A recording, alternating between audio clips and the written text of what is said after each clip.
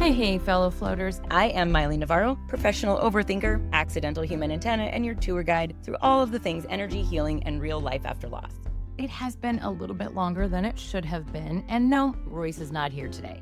He's actually got a real job, making real money with a real lunch break. I know, total bummer. Meanwhile, I'm over here just trying to decode the repeating numbers and figure out if Earth is just one big long soul test run by the glitchy version of The Sims, or hell on Earth. So it's just me today. I'm talking about signs, Pokemon, sharks that can't stop swimming, why your spiritual awakening probably started with a total breakdown, and what it means when your dead kid starts training you like you're in some sort of cosmic video game, except instead of XP points, you're earning the right to never have to come back to this hellhole again. This is not the episode that you want to half listen to while you're folding laundry.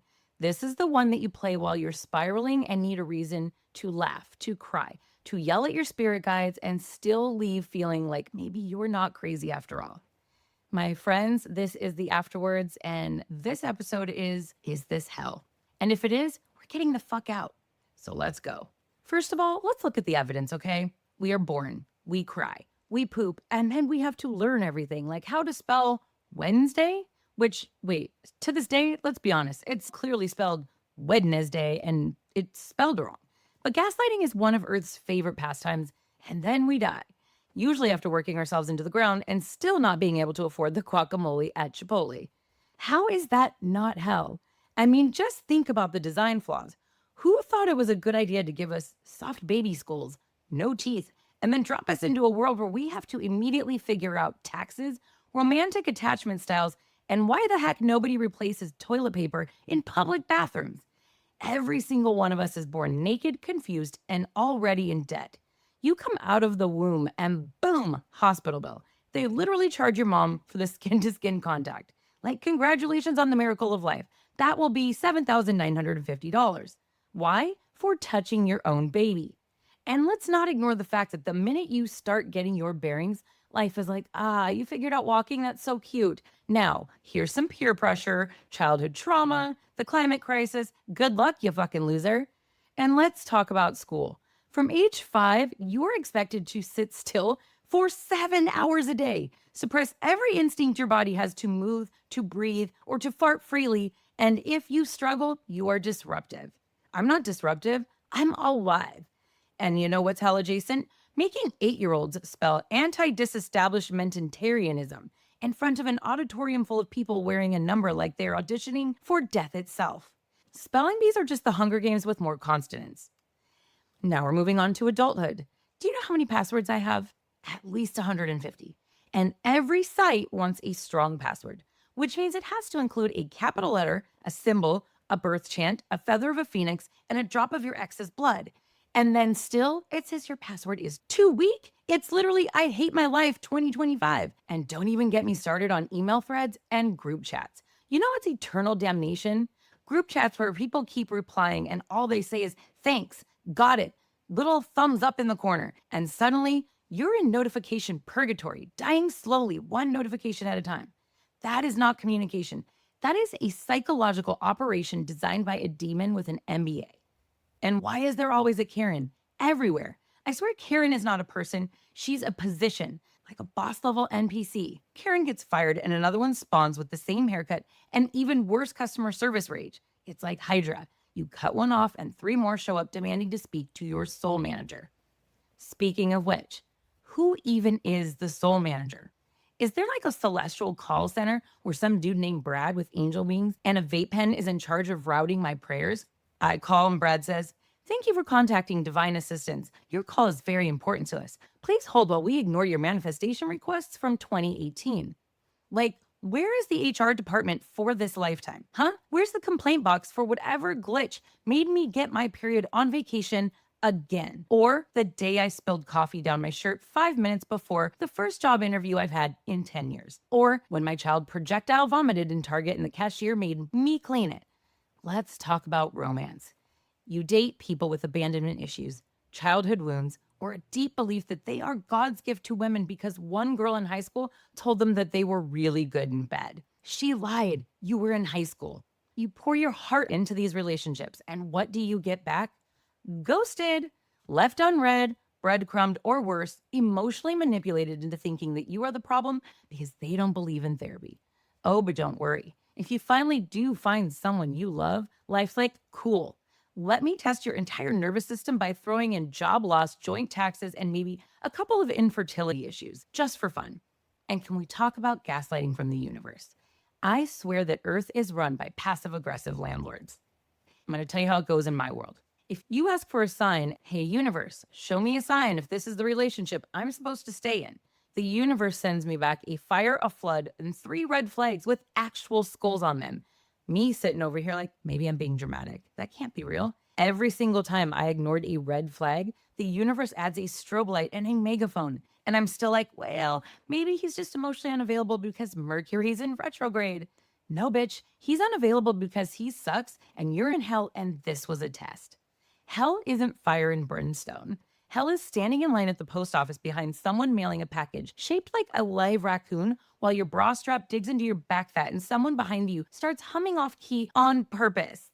Hell is those moments where you stub your toe on the table at 3 a.m. and it is so intense that you genuinely wonder if you need to write your will. That is not normal pain. That is divine punishment. That is your soul being flogged by IKEA for your sins. Hell is watching the ice cream fall off your child's ice cream cone in slow motion, knowing full well that it is a Category 5 meltdown incoming and no amount of gentle parenting is going to save you. Hell is driving through LA traffic on a Monday with cramps, having to shit, and a dying cell phone, and Waze rerouting you in a direction that puts you directly in a street parade for a holiday you never knew existed. Don't even get me started on capitalism. You have to pay to exist here. You have to pay for food, water, air, shelter, and if you die, guess what? Got to pay for that too. Coffins are $5,000 easily. Cremation alone to get handed to your loved one in a plastic bag is a minimum of $1,500. You're broke, and now you're broke and dead. I swear to God, this planet runs on DLC. Life is just The Sims with bad microtransactions and horrible Wi-Fi. And the irony, you're expected to be grateful through all of it. Practice gratitude, meditate, journal, use affirmations. Sure, let me affirm that I'm one delayed Instacart order away from going full exorcism on my neighbor for vacuuming again at 3:33 in the morning. Look, I'm not saying Earth has to be hell. I'm saying if it walks like a duck, screams like a duck, and tries to drown you in spiritual homework like a duck, it might be the underworld dressed in a Forever 21 hoodie. If this is school for souls, then I'm telling you right now, I want a refund. I'm fucking dropping out. This is not an education. It sucks. I did not enroll in Suffering 101 taught by Professor Trauma. Thank you very much. You think you signed up for a degree in heartbreak, grief, and navigating the health insurance marketplace? No. No one chooses that major. We have all been tricked. This is a cosmic hazing. And the worst part, the real twist in this plot, somewhere, somehow, we agreed to this. Some spirit guide with a beard and a clipboard was like, all right, Miley, you are headed to Earth next. This is the last level, I swear. It's going to be hard, but you're going to grow so much. And I was like, totally, I'm ready, sir. Throw me in, coach, while doing spiritual backflips in an astral plane. No, bitch, I was not ready. And nobody warned me that Earth was a chaotic blend of grief, DoorDash, TikTok spiritual coaches, and trying to decode the meaning of bird poop on your windshield like it is an encrypted message from the beyond. So yeah, I'm calling it Earth is hell. And not even the efficient, organized kind. It's more like the abandoned theme park version of hell, where none of the rides work, all of the clowns are on strike, and your ex is the ticket taker. The clues are everywhere, and if you're not seeing them yet, oh, don't worry, you probably will. While you're waiting on hold for your internet provider for 47 minutes just to be told your router is perfectly fine and you should try unplugging it. That is the sound of the devil, folks, and his name is Spectrum. All right. I know some of you are like, but Miley, maybe this is just one life. Maybe you chose this. Maybe you chose your soul path and you are here to evolve. Cool. Love that for me.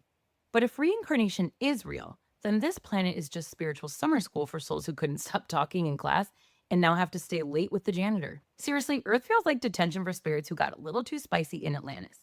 Some of us think we're here voluntarily. I go back and forth. Am I here voluntarily? Maybe I chose to be born during the rise of AI, climate collapse, and whatever hell else is going on with airplane etiquette. Or I was sentenced, and this is karma community service. The universe was like, oh, You lied to your soulmate in 1732, and I saw that you kicked a dog in medieval France. Boom, you gotta go back. My soul, wait, where? Universe, Earth, me. No! Universe, also, you'll have lower back pain starting around 27, anxiety about your eyebrows, and a 4-year situationship with a man with mommy issues who doesn't believe in therapy. Me? Can I just burn in a fire instead? Nah, this is worse. You're gonna have to network. You'll figure it out. Have you ever felt how dense the energy is here? Like sometimes I wake up and it just feels like I'm pushing through molasses made of expired sadness of everyone on the planet. Why is gravity so rude? Why is breathing here so loud? And the soul lessons they assign us? Always the same theme. Let go, surrender, divine timing, trust it, believe in the signs, learn to love without attachment. Okay, first of all, I just paid $8.99 for oat milk, so I'm a little too attached to this dimension. And second, why is my curriculum so vague? May I please get a syllabus or a study guide? Anything. I want to know who's in charge of soul placements. I bet it's some jaded old spirit named Dick, who's just like, she cheated in her past life. And his partner says, ooh, throw her in 2020. Dick says, damn. The other guy's like, yep, pandemic, isolation, internet fights, Saturn return, full combo. Dick says, that's brutal. The other guy, she'll thank us when she ascends. Dick says, or she'll start a podcast. Too late, Dick, I already did. And can we please ask why every spiritual teacher out here is telling me to learn the lesson so that I don't have to repeat it in the next life? Like this is driver's ed, and if I could just pass the written test, I won't get reincarnated as a barista with joint pain and my own daddy issues. Excuse me, but I would like to know who approved this lesson plan. Why can't I just come to Earth to learn something relaxing like how to build blanket forts for sad friends, or how to intuitively cook pasta with my ancestors whispering the recipe in my ear? Why is it always trauma and healing and face your deepest fear during Mercury retrograde? And let's be honest, half of us don't even know what our lesson is. We're just spiraling. Is it self-worth? Is it boundaries? Is it stop texting that guy who ghosted you and then reappeared during Scorpio full moon with a playlist? We don't know. We're just tired. And don't even get me started on karma. People treat karma like it's this cute spiritual cause and effect system. Like if you donate $5 to a dog rescue, you will magically get a raise or find your twin flame in the produce aisle. Yeah, no, karma's not a vending machine, and it's more like a long-term loan with no due date, terrible customer service, and interest rates that make student debt look generous. Hey, universe, I've been doing some shadow work and some inner child healing and writing forgiveness letters to my ancestors. Karma wrote me back and said, cool, here's a flat tire and a bill for dental surgery. My response, but I lit incense, Karma says, and I lit your patience on fire. Let's call it even. Sometimes it just feels like we're being trolled. Like the universe played Grand Theft Auto Earth Edition, and every time you level up spiritually, it unlocks a harder level. Like, cool. Oh, I forgave my ex and made peace with my trauma. Now here's a surprise tax audit and a dream about your dead dog. This isn't healing. This is illegal hazing. And what's with soul families? You know the idea that we reincarnate with the same people over and over again to work through lessons together? Cute in theory, except in practice, it means that you were stuck arguing with your cousin Jessica about vaccines again and again, and she still doesn't believe that your dead grandma is sending you signs through license plate. Soul contracts or not, Jessica can kiss my ascension. What if Earth is just a group project from hell and I got assigned all of the people who didn't read the instructions? What if I'm the one doing all of the healing and the shadow work while they're still out there raw dogging reality and calling it vibes? And honestly, if Earth isn't hell, then why don't we remember anything from before we got here? Like you dropped me off in the middle of an actual dumpster fire, tell me to learn my soul lessons, but you wiped my memory first?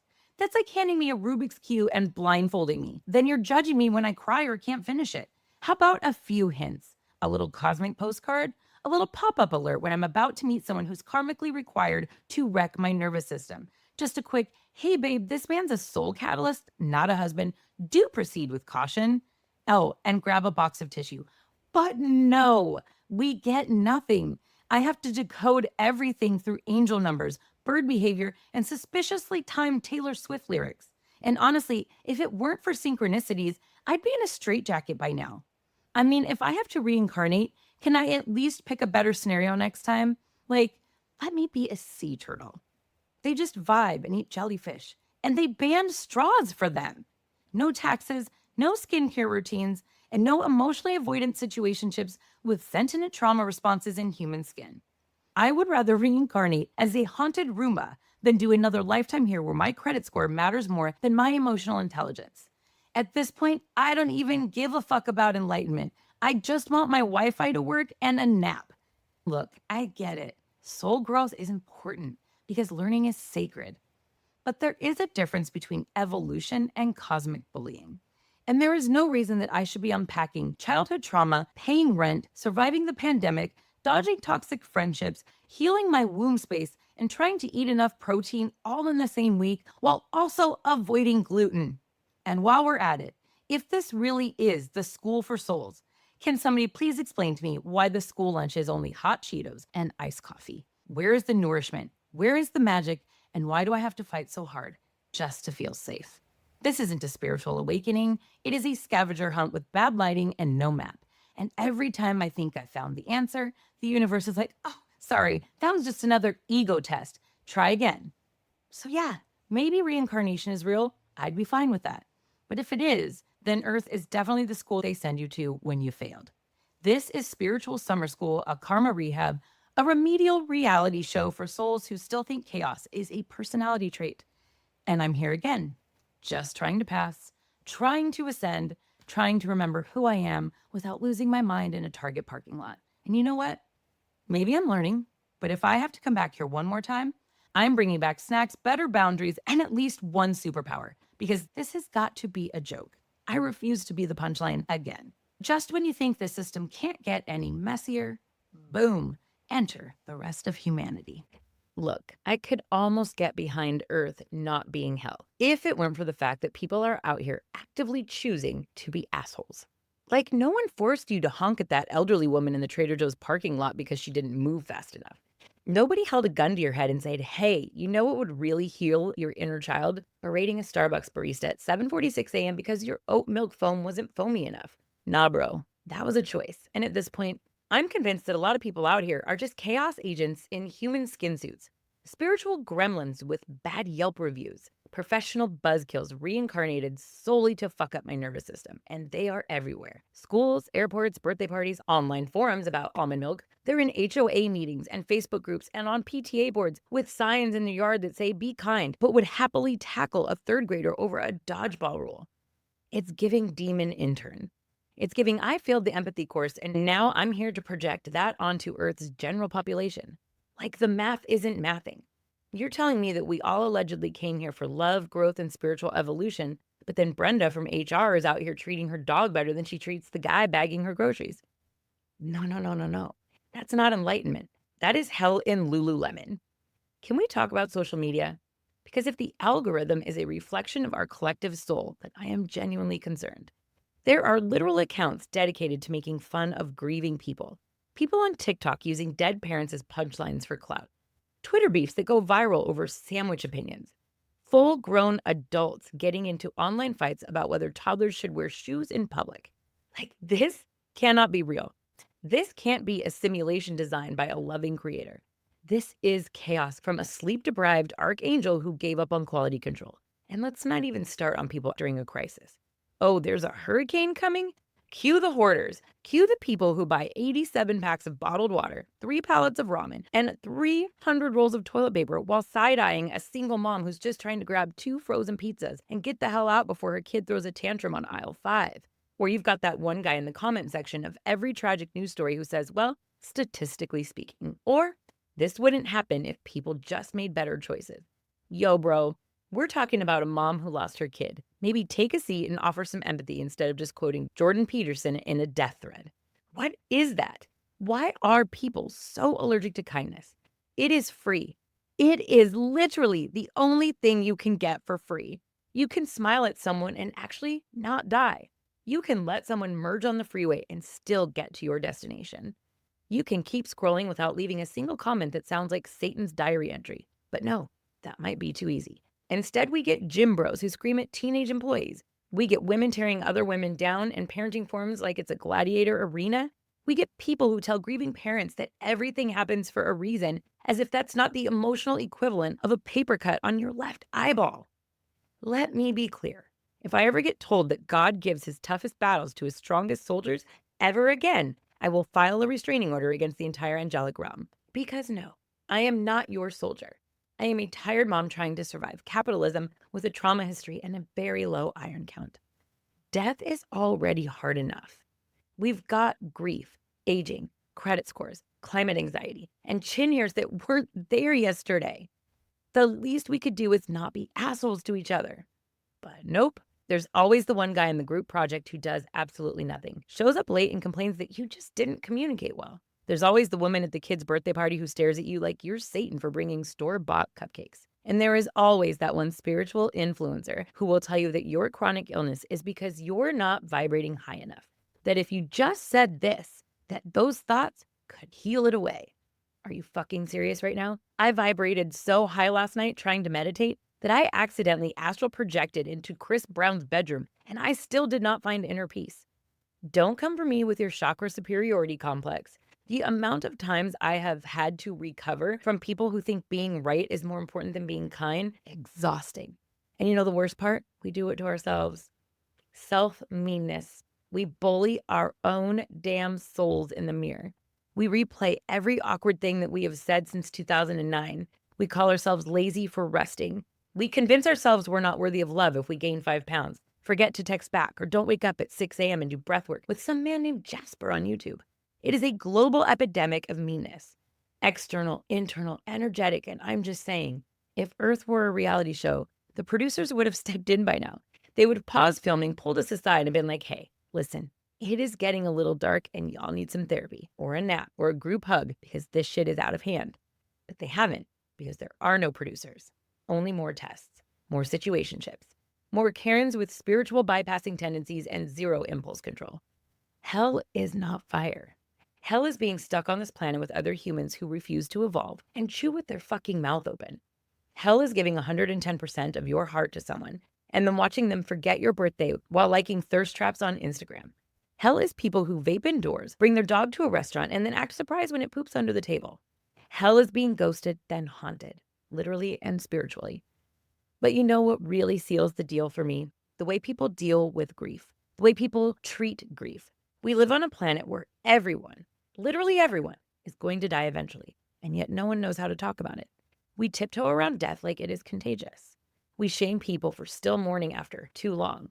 We don't teach anyone how to feel things. We just throw platitudes at the pain and hope no one cries at work. You know what's hell? Trying to parent your living child while grieving your dead one and pretending to be a functional adult in a world that doesn't have bereavement parking.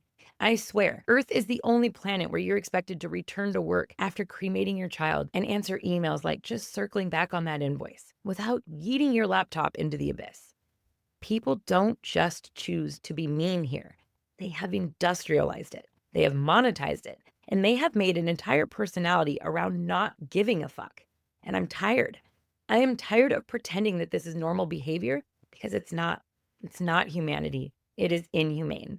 This is a spiritual pressure cooker where people are simmering in their own unprocessed trauma and then flinging it at each other like hot fucking soup. So yeah, this isn't just hell because it's hard.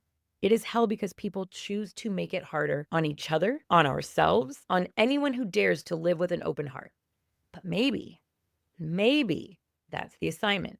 Maybe hell is the place where souls go to remember how to be kind again. Maybe it's not punishment. Maybe it is rehab. I'm like, hi, I'm Miley. I'm a recovering people pleaser with rage issues and deeply ingrained fear of being perceived.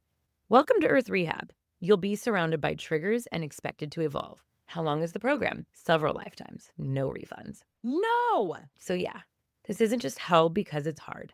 And that's what makes this place feel impossible. Not just the hardship, but the cruelty of it. The choice to pile more on. But maybe that's the assignment. Maybe Earth isn't just hell in the punishment sense.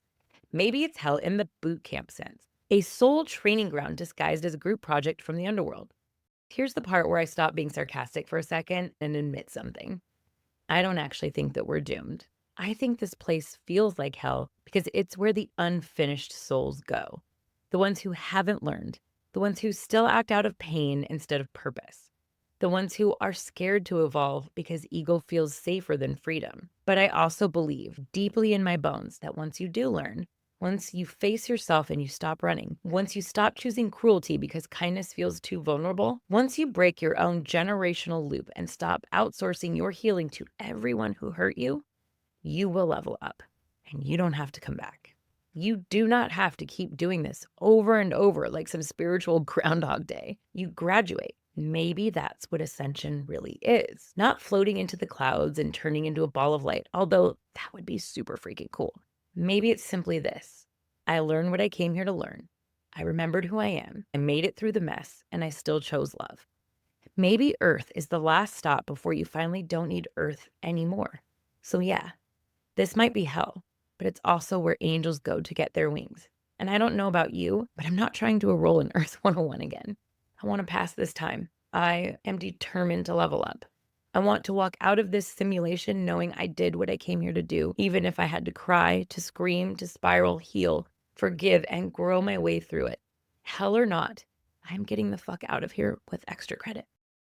All right, so I have established that I think that Earth might be hell, or at least like purgatory with Wi-Fi and student loans. But here's where it gets weird and honestly beautiful. If this is hell, then how do you explain the proof? Because the signs I've gotten since Kingston passed are too good. Like, he didn't just send butterflies and heart-shaped clouds. No shade to the butterflies, but my kid has style. He sends flickering lights across the entire house like I am living in the intro of a horror movie. He has turned on my laptop in the middle of the night to play a Matt Fraser video through YouTube, which I never use. And the video literally says, when you question the signs, you're basically stamping a letter to your loved one and sending it back to the other side, return to sender. I'm sorry, what? Like, sorry, I needed a little more confirmation, Kingston. Maybe you could have sent a Venmo alert instead of almost making me pee myself at 3 a.m. But even scarier than haunted electronics is this undeniable truth. The signs don't just come to me. They come through other people for me, and I get signs for them too. And this is where we shift into interfaith paranormal crossover territory. This is the Avengers of spiritual proof. Let me tell you about my Jewish friend. She's amazing, fierce, grieving her daughter with the kind of dignity and rage that makes you want to cry and build a nonprofit. You know the type. And her daughter, who I actually never met in this lifetime, she sends me signs. Not subtle ones, not, oh, maybe I imagined it ones. I'm talking full-on clairvoyant, hi, Miley, I'm watching you cry in the bathroom again moments. She has come through mediums to deliver messages, and you know what's wild? Kingston has shown up for my friend, too. He sends messages in her dreams through mediums, through everyday stuff that shouldn't be meaningful, but it absolutely is. And guess what? I'm not Jewish. I was raised, I don't even know what, like Jesus aware with a dash of astrology and guilt. So if this is supposed to be a segregated heaven scenario, some kind of VIP section where only the baptized or the Hebrew school certified get through, someone needs to fire the celestial gatekeepers because our kids are clearly running wild across dimensions. They're like, oh, your mom needs comfort? BRB. It's like they're tag teaming their way through grief on our behalf. Like they met at the same soul cafe in the afterlife and made a deal. You get mine, I got yours. I mean, what is that? It's not cute. It's fucking proof. I know how this sounds. I am a deeply skeptical person for someone who now keeps a candle shrine in her kitchen. My friend and I were talking about this exact same thing, about how weird it is that we're both getting signs from each other's kids. So here's my point. Earth may feel like hell. It may be bureaucratic chaos, spiritual hazing, and grief boot camp all rolled into one. But these signs, the love that reaches across timelines and belief systems and sleep cycles, that's not hell. That is a reminder that you are not alone and that we are all going to the same place. That when we die, we don't get sorted out like a spiritual Hogwarts house into Christian heaven, Jewish heaven, agnostic holding room, and that one witchy girl's crystal vortex. We just go home. And our kids, they've already been there. They've been visiting us from there, dropping in, tapping us on the shoulder when we least expect it with random mirror numbers and the lyrics to a song I haven't heard in years. A dog with 3 legs, a flock of birds at 7-Eleven, even bird shit. Oh, did I not mention the 7-Eleven story? The link's in the bio. Go buy that one. You can check it out with the grief journal that comes with it. But honestly, all of those signs, those are so my son. Every single one of them is something that he taught me before he died. And if that's not proof, I don't know what it is. And if that doesn't make you believe that he's still here, still cheeky, and still very much Kingston, then you have not been paying attention. We think that we are alone in grief, but the signs say otherwise. The signs say, I'm not gone. The signs say we are all connected, no matter how far away I feel. The signs say that there is no such thing as goodbye. only I'll see you later. And the wildest part, they never come through the people you'd expect. Sometimes it's through a stranger. Sometimes it's through a Jewish girl who sends a message to a spiritual mom that she's never met in this lifetime. And sometimes your kid shows up for someone else because you were too closed off to receive it that day. And they help each other and they help us.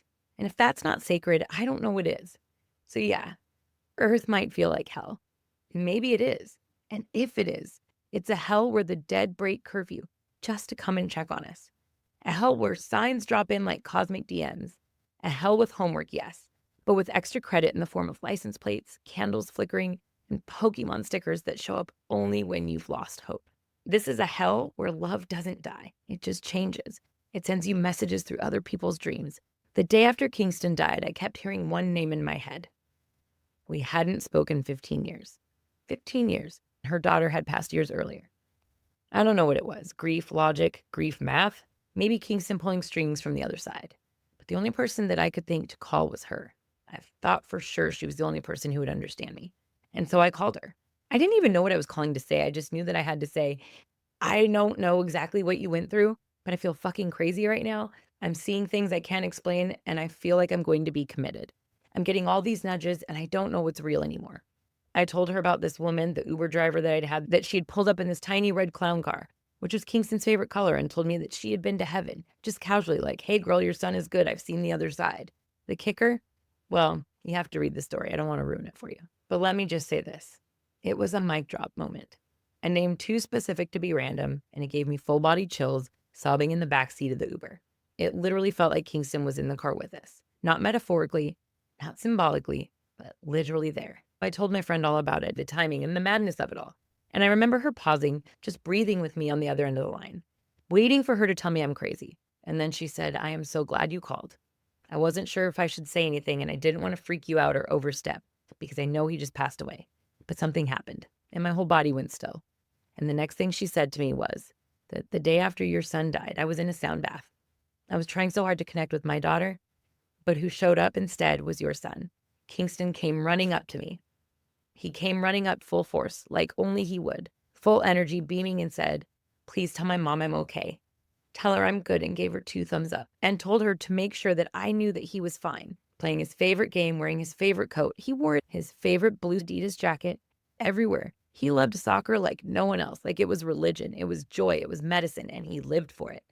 And he showed up to her, not to me, not yet, to tell her that he was fine. And I lost it, because how could she have known? We hadn't talked in nearly 2 decades. She didn't know about the coat. She didn't know that he always gave me a goofy double thumbs up when I needed reassurance. And she didn't know soccer was his thing, that the field was his happy place, his actual heaven. And that's what I mean when I say we all end up in the same place, that there is no wall between the living and the dead. There is no wall between Jewish and Jesus aware. And there is no wall between her daughter and my son. The only thing there is love. Love that runs and love that wears your favorite jacket.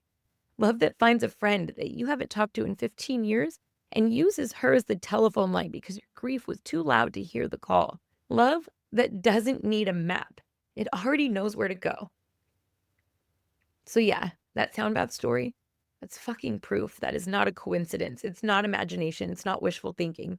That was my son. That was divine coordination. And that was the moment that I realized that this veil isn't just thin, it's barely there. And if this is hell, then the light is breaking through it. Then the light breaking through it is our kids, our guides, our reminders. They're not gone. They're just playing soccer in their favorite coat while we remember how to listen, while we remember who we are. All right, well, here's the part where I admit something that makes no sense unless you've been spiritually bullied by your own dead child. My life is now a video game, and Kingston is the reason. Not metaphorically, not, oh, haha, life's a game. No, I mean full-on strategic, puzzle-solving, level-grinding, spiritual Pokemon simulator where the signs are the clues, grief is the fog of war, and I started this life with the emotional equivalent of a Magicarp. Yep, Magicarp. The useless, floppy sadfish with no attacks and dead eaves. That's me, emotionally, energetically, Magicarp-level coping skills. You know what happens when you try to win the game of Earth with a Magicarp? You get fucking annihilated. You flail around, you don't listen to your intuition, you second guess every sign, You spiral in the middle of a subway over a sandwich that was made wrong because really you're just mad at God, and the game keeps throwing you harder enemies while your dumbass Magicarp just sits there splashing uselessly in the corner like, I did my best. Meanwhile, Kingston's over here like, Mom, you're doing it all wrong. You're supposed to evolve. He made me play Pokemon in real life. I didn't want to. I didn't grow up with it. I don't know the characters, but he was obsessed with it. And if I wanted to spend time with him, I had to learn. Once I learned, I became obsessed. And it wasn't until after he died, a couple months even, it hit me. Pokemon wasn't a game. It was my training. Pokemon was literally the blueprint for how his signs would work, how soul growth works, how karma was going to work, how connection works, and how healing for me was going to work. Because here's what they don't tell you when you're out here trying to just trust the universe and to raise your vibration. You don't get the good signs until you earn them. Just like in Pokemon, you can't control the level 80s until you've leveled up. They will ignore you. They'll do nothing. You be like, give me a sign, and the universe is going to be like, just use splash, use flail. And when you do, nothing happens because you have not evolved yet. But something shifts, and eventually you can commit and you take steps. You start taking signs seriously. You stop calling them coincidences. You stop gaslighting yourself. And that fucking Magicarp, that bitch becomes Gyarados, and now you're fucking dangerous. You are ready. The signs come faster, and now you recognize that the flicker in the lights isn't random. It is your person. That Pokemon license plate, that's not silly. That is confirmation. That woman in the car with the name, I won't say it, but she was part of a level design. And once you start treating signs like real things, the whole freaking map lights up. It unlocks. Breadcrumbs appear. The clues line up. The game will reward you for your attention. The universe begins to trust you with higher frequencies and stronger allies, more outrageous synchronicities. And then you realize this was the plan all along. Not just to survive grief, but to wake up in it, to realize that this isn't suffering, it is a coded sequence. And every challenge is a boss level. Every betrayal, every heartbreak, every hospital bill, every whisper from the other side, it is a part of the story mode. Kingston made the choice to come here, to walk me through it, and to help me evolve. He didn't come here to play. He came here to train me. And once he knew I could stand on my own, he left. Because I had to learn how to soar on my own wings this time, how to finish what we started, how to become someone who doesn't splash and flail when the next loss hits, but someone who knows that I've trained for this shit, that I've seen the signs, I'm going to follow the clues, and I know this works. This is not a theory anymore. This is a spiritual system. It is a goddamn quest line. And I have made it through the first regions of grief, the betrayal caves, the rage gyms, and now I'm on my way to the Elite Four. I don't want to come back to this place, and I sure as fuck don't want to repeat this level. I am going to evolve, to ascend, and to graduate, and I want to take every person listening with me. So if you are still wondering if the signs are real, they are. If you're stuck on Magicarp status, it's okay. We all started there, but you don't have to stay there. You just have to play the game with your eyes open. And if you want help figuring out how, that's why I made this journal. Get the You're Not Crazy Signs journal. Literally, download the guide, start your own quest line. The link will be in my bio, or email me at livelightkingston@gmail.com. I will ship you one personally. This isn't just a woo-woo notebook. It's not some woo-woo energy. I'm not asking you to manage your feelings. I am asking you to start leveling up. This is your field guide to leveling up. Because if Earth is a video game, then signs are the cheat codes, and grief is just the tutorial. And love is the one thing that keeps working across every level, no matter what. And I'm telling you that right now, Kingston is still my player too. He just switched controllers, but he is going to help me win. All right. So if you have made it this far and you're still listening after I dragged you through the DMV reincarnation spell check trauma, the emotional Karens, and the Magicarp energy, then you deserve the truth. This is not just about grief. This isn't just about signs. This is about remembering why you're here and learning how to get the hell out. Literally, I don't think I'm coming back to Earth again. And not because I'm too enlightened or too wise or too healed. I am still a mess. I am still crying in parking lots. And I will still eat ice cream in my car like it is a sacrament. But I finally started playing the game right. You know who taught me? Kingston, my 9-year-old little boy who came here with his mission already locked in, who never stopped believing, who never stopped moving, who never ever gave up, and who never gave up on me. One who had a spiritual assignment Train me to survive this place. And maybe not just survive it, but win. And let me explain something about Kingston. He wasn't just obsessed with Pokemon, he was obsessed with sharks. He couldn't get enough. Watched every episode of Shark Week ever made, read the books, memorized every fact, knew every species. And if you've ever talked shark trivia with a 9-year-old boy, you know this is not surface level shit. It is a full on personality trait. And one day it hit me. One random day, probably mid spiral, post coffee crash, probably in a moment where I was asking, why the fuck am I even here for the 1000th time? I remembered what he always said about sharks. Mom, they can't stop swimming. They literally can't, Mom. If they stop moving, they'll die. Their gills require motion. Stillness means suffocation. And in that moment, it all clicked. That's the assignment. That is why I'm here. That was what he was modeling. And that's what I have to learn. You cannot stop. You do not give up. And you do not drown in your trauma and call it home. You just keep swimming. You feel every wave. You dodge every spiritual jellyfish. You lose everything you thought mattered, and you swim harder. You be the shark, and you go back out there and you remind people that you are a fucking shark, because this is life. You got to go out there and be the shark, because if you stop moving in this life, if you stop evolving, you stop listening, you stop decoding the signs, and stop trusting the part of you that knows this shit is real, you will drown. You will spiritually flatline. You will fall back asleep. You will stay in the loop, and you will reincarnate again and again and again for rounds and rounds of tests that you have already taken. And I don't know about you, but I'm not trying to come back here and relearn how to pay rent, get ghosted by some dude named Daniel. I am done. This is the lifetime where I wake up, where I listen, where I stop Magicarping around on the ground and start moving through that game like a motherfucking Gyarados. This is the lifetime where I stop calling signs a coincidence and I start calling them what they really are: GPS, the cheat codes, the breadcrumbs to lead me out of the fire. Kingston did not come here just to teach me Pokemon because it was cute. He didn't love sharks because they were trendy. He was showing me through symbols and stories, through gameplay, how to survive my hell.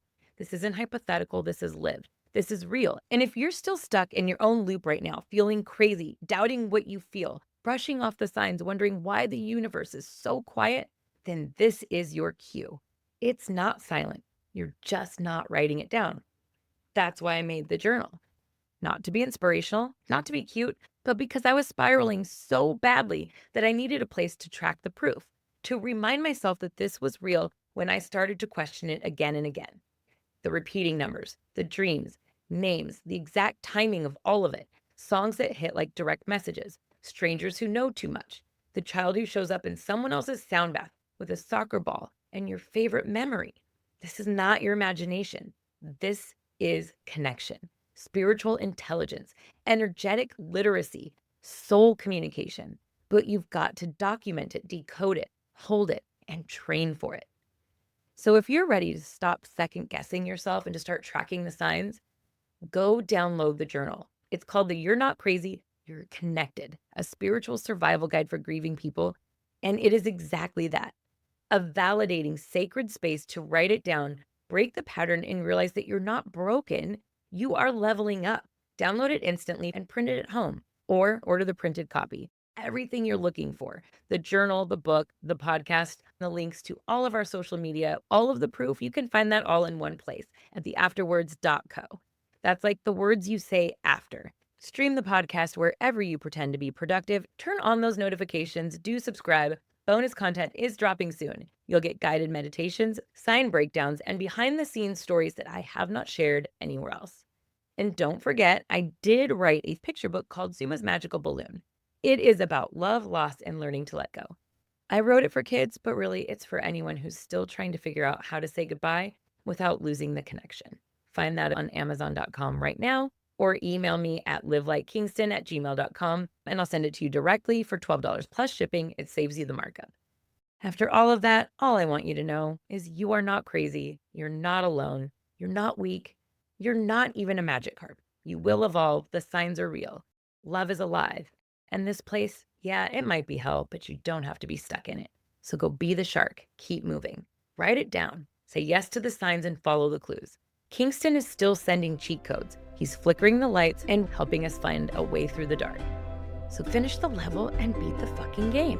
Remember that all the work we're doing here, it's to get the fuck out of here. We're gonna do it with extra credit, shark fins up, and a Gyarados at our side. Game on.